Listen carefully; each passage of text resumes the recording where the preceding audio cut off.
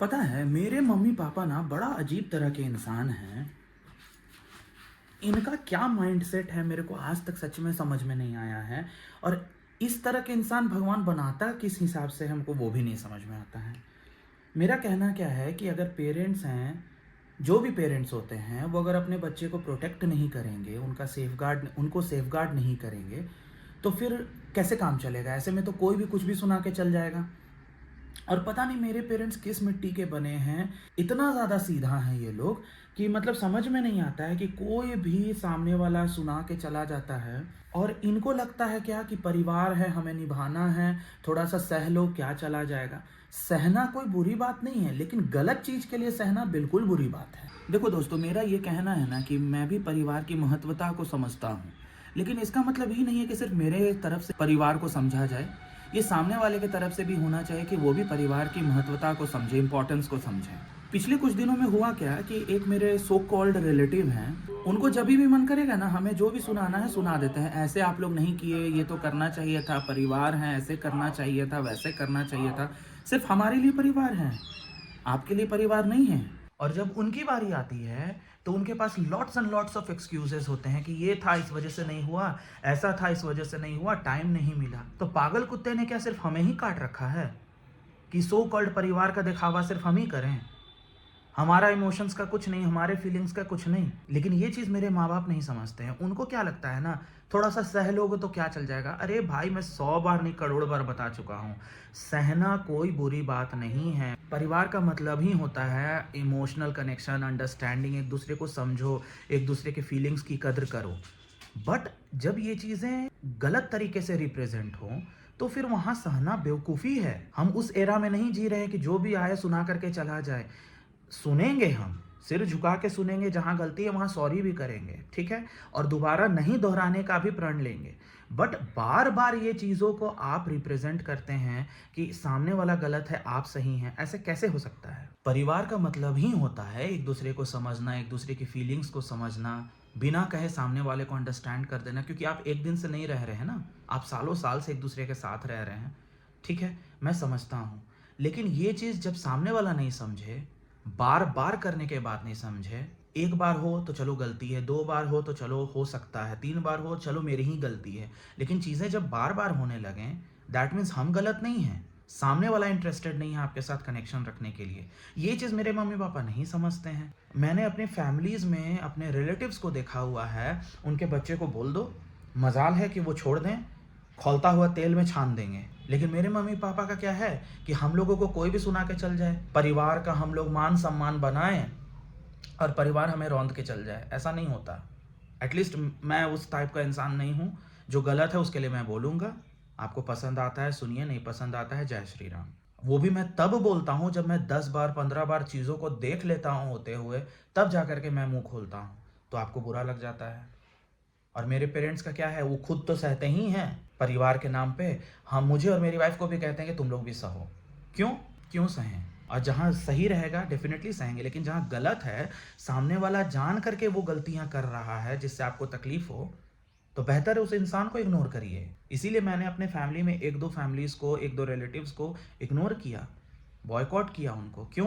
क्योंकि आपका way of talking सही नहीं है। जब आपके बच्चे पे बात आती है तो आप बहुत ज़्यादा अग्रेसिव हो जाते हैं और सामने वाले को आप अनाप शनाप बोलते हैं और उस समय एक्सपेक्ट करते हैं कि सामने वाला आपकी बात को अंडरस्टैंड करे। जब आपका बच्चा सुन के नहीं रह सकता है तो आप कैसे उम्मीद करते हैं कि सामने वाला का बच्चा सुन के रह जाए? ये तो मेरे संस्कार है कि मैं आपसे बहस नहीं लड़ाता, मुंह जबानी नहीं करता। तो इसका मत फ़ायदा उठाया जाए जिसकी वजह से इंसान को तकलीफ हो और फिर डिस्टेंस बनाना शुरू करे। और मेरे फैमिली में बताए कुछ लोग ऐसे हैं जो सिर्फ काम के यार हैं, उनको परिवार से मतलब नहीं है। उनको सिर्फ मतलब है जब ज़रूरत हो पकड़ लो, क्योंकि पता है कि इतने बड़े ख़ानदान में यही परिवार है जो मुझे सपोर्ट करेगा, चाहे मेंटल हो चाहे फाइनेंशियल हो। तो ये पागल तो मेरे मम्मी पापा हैं ना, कि जो इन चीज़ों को इम्पोर्टेंस दे रहे हैं। और आज से नहीं, सालों साल से। मेरे घर में कुछ फैमिलीज ऐसे हैं जो सिर्फ मतलब के यार हैं। उनको मतलब रहेगा तो आपको पूछेंगे, मतलब खत्म, भाड़ में जाइए आप। और वो मुझे सिखाते हैं कि परिवार का इंपॉर्टेंस क्या होता है। आप खुद समझें परिवार का इंपॉर्टेंस क्या होता है। मेरा 100 बात का एक बात है, जो अपने माँ बाप का नहीं हुआ वो मेरा आपका नहीं होगा, जो अपने भाई बहन का नहीं हुआ वो मेरा आपका नहीं होगा। मैं सीधा सीधी यही चीज़ जानता हूँ। हाँ, मेरे माँ-बाप ने मुझे जो संस्कार दिए हैं उसकी मैं बहुत इज़्ज़त करता हूँ, लेकिन जहाँ पर बेइज़्ज़त होने की बात आए और ये चीज़ मुझे पता है, ये चीज़ मैंने देख लिया है कि नहीं वो सामने वाला जान के ये गलती कर रहा है ताकि आपको तकलीफ़ हो, तो मैं वो बर्दाश्त नहीं करूँगा। चाहे आपको कनेक्शन रखना है, नहीं रखना है, आई डोंट केयर। तो हुआ ऐसा कि मेरे एक सो कॉल्ड रिश्तेदार हैं, उनका कहना क्या होता है ना कि नहीं ये चीज़ हुआ तो ये तो गलत हुआ, नहीं ऐसे में ऐसे आपको झुकना चाहिए था, नहीं ये में आपको ही माफ़ी मांगना चाहिए था, क्यों? और उनके बच्चे और वो बड़े हमें जो भी सुना के चले जाएं, क्यों? क्योंकि हम परिवार वाले हैं। आप क्या नल्ला हैं? आप भी तो परिवार वाले हैं ना, आपका भी तो हम परिवार हुए। तो वही मैंने मम्मी पापा को कहा, स्टिल आज भी वो लोगों का कहना है कि नहीं थोड़ा सा सुन लो।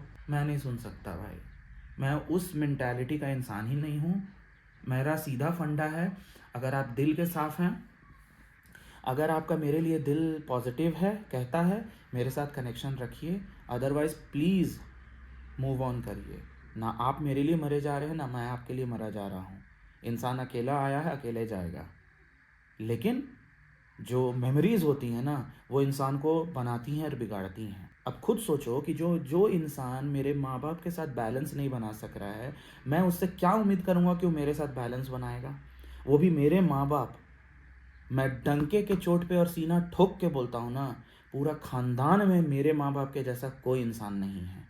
ना कभी किसी से रिवेंज लेना, ना किसी को बदतमीजी से बात करना। मेरे पापा थोड़ा बहुत करते हैं, बट मम्मी 1% भी नहीं। ना किसी को तकलीफ़ देना, ना किसी के पीठ पीछे बुरा भला बोलना। मेरी मम्मी आज भी मुझे ही सिखाती है कि बेटा तुम अपने आप को पॉजिटिव रखो, तुम अपने आप को इन्हांस करो, ना कि सामने वाला से एक्सपेक्ट करो कि वो अपने आप को करे। तो इस तरह के हैं मेरे पेरेंट्स। और मैंने बहुत सारे अपने घर में पेरेंट्स को देखा है, उनके बच्चे को बोल दो, बाप रे बाप उठा पटक करने लगेंगे।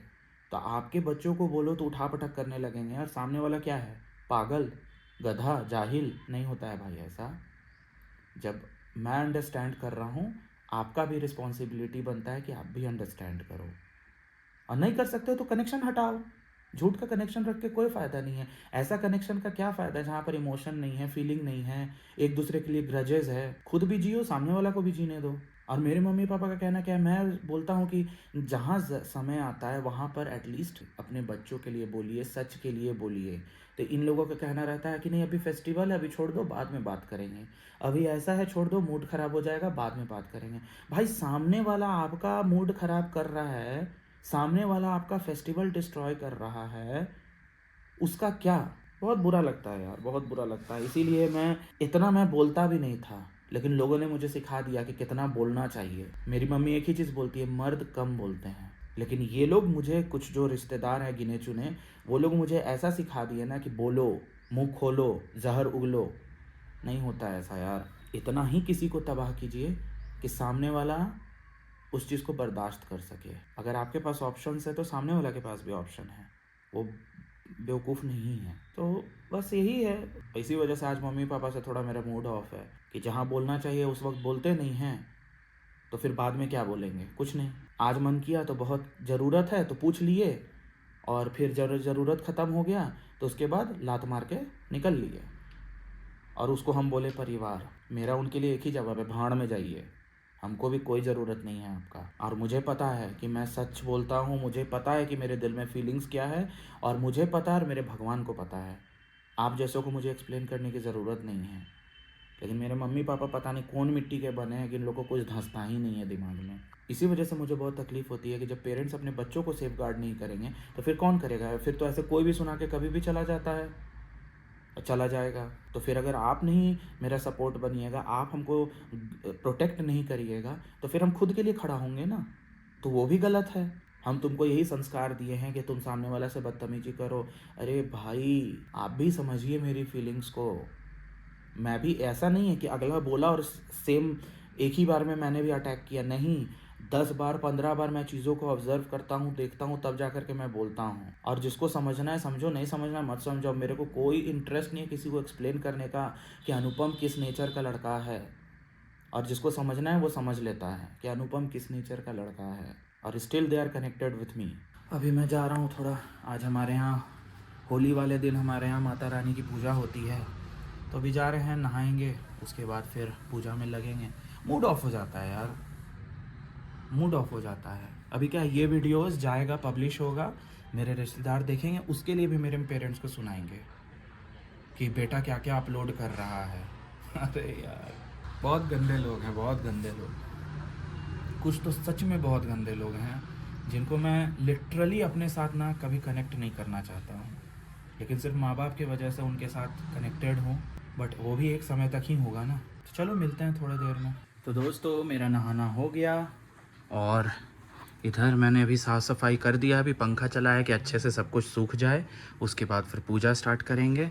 और वहाँ पर अभी साफ़ किए हैं, वहाँ भी सूखने के लिए छोड़े हैं। और इधर दादू बाबू को भजन सुना रहे हैं। भैया भैया अच्छा। बाबू की दादी गई है नहाने और इधर मेरी वाइफ बना रही है, क्या बना रही हो जी?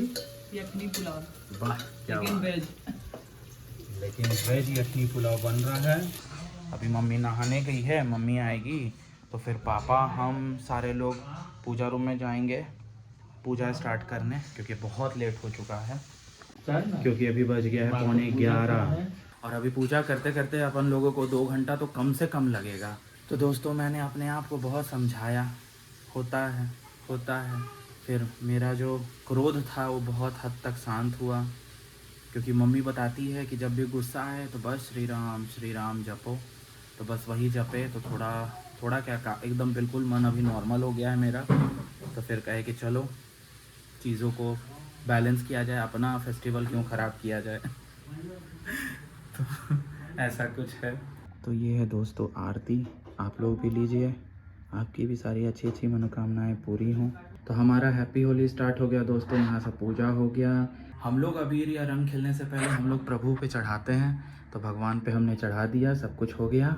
चले अपने बाबा पे, मेरे दादाजी, उन पे अबीर चढ़ाने। थोड़ा सा पर्दा ये हो जाता ना। तो यहाँ मेरे बाबा हैं, उनको अबीर चढ़ाया जा रहा है। उतना दूर पहुँच ही नहीं पा रहे हैं पापा। क्षमा कीजिए पापा, हैप्पी होली। देखो तो पापा ऐसे अबीर लगाए हैं, सबका मांग भर देते हैं। तो हटो ना कैंडू, करने तो दो, हाँ तुमको भी लगा देंगे, चलो ना। तो हैप्पी होली पापा, हैप्पी होली मम्मी। तुमको भी हैप्पी होली, सर्व मंगलमय हो, सब तरफ से फलो फूलो सुख शांति मिले, सर्व मनोकामना पूरा हो। पोट्री है बेटा को, पोट्री है। अरे चढ़ गई पैर पे, अरे ये पागल जो है वही तो बोल रहे हैं, चढ़ गई पैर पे। नहीं, इसको बचाना अपना पैर हमारा ठंडी है। ओहो बैठो। मेरी पत्नी मुझे दे रही है, लगा रही है अबीर। खुश रहो, सदा सुखी रहो, दूधो नहाओ पुतो फलो, सौभाग्यवती भवा। हैप्पी होली मेरी थोथी। हम जान रहे हैं। अभी नहीं लगाएंगे, अभी तो थोड़ा ही सा है। और मेरा कैंडू को हम नहीं लगाए हैं, मेरा कैंडू हैप्पी होली। आहा अरे गुस्सारी है। आले वाला कैंडू हैप्पी होली गुंडू, आले वाला कुकू। तो दोस्तों अभी बज रहा है 1 और अब चले हम लोग प्रसाद खाने। इधर पापा तो खा रहे हैं प्रसाद, अब मेरा कैंडू भी खाएगी, इसको नारियल भी पसंद है। लो जुड़ा, नारियल खाएगा। अरे लो, आहा उठ के खाओ, हाँ बैठ के खाओ अच्छा से, गुड गर्ल। सबका होली खाने पीने वाला होता है, तो मेरे बाहर के बच्चों का भी होली खाना पीना वाला होगा भाई। ले आजा, ले बेटू खा ले, आजा तुम दोनों खाओ, तुम्हारी माँ कहाँ है? आजा। हैप्पी होली बच्चों, हैप्पी होली छोना। ओले बच्चा ले आजा, यहाँ रखे हैं, खा लो। हाँ खा लो। मेरी वाइफ का कहना रहता है कि मेरे को भी अब व्लॉग में लीजिए, अब आना चाहती है लेकिन नहीं लेंगे। लेकिन नहीं लेंगे, जब मैं बोलता हूँ तो क्यों नहीं आती हो, सो बताओ। ऐसी बात नहीं है यार, वो बोली ना कि अपने व्लॉग में आप डाल लीजिए, लेकिन क्रेडिट मुझे दे दीजिएगा। तो देखो दोस्तों, होली स्पेशल, आहा, यहाँ है पुआ, मसाला निमकी, ये है कुछ मीठा, ये है समथिंग और ये है धुसका, ये है मेन चीज़ जो है ठंडाई, और इतने सारे प्यारे प्यारे अबीर गुलाल। तो ये है हमारा होली स्पेशल, और ये तैयारी किया है मेरी वाइफ ने। और कैंडू खाना हो गया ना बाबू, चलो चलो, ठंडाई पिएगी, चलो तुमको आज भांग पिला देते हैं, नींद में रहना, चलो चलो भांग पिएंगे, हम तो भांग पिएंगे। देखो तो भांग के नाम से खुशी मम्मी। ये सब चीज़ ठीक है, लेकिन हमको अजीब अजीब लगता है ठंडाई वंडाई का टेस्ट। जिसमें आइसक्रीम डालने में और मजा आता है। वैसे टेस्टी है ना। हो गया, तुम पियो। बना देंगे। हमको भांग वांग का टेस्ट ना बिल्कुल पसंद नहीं है।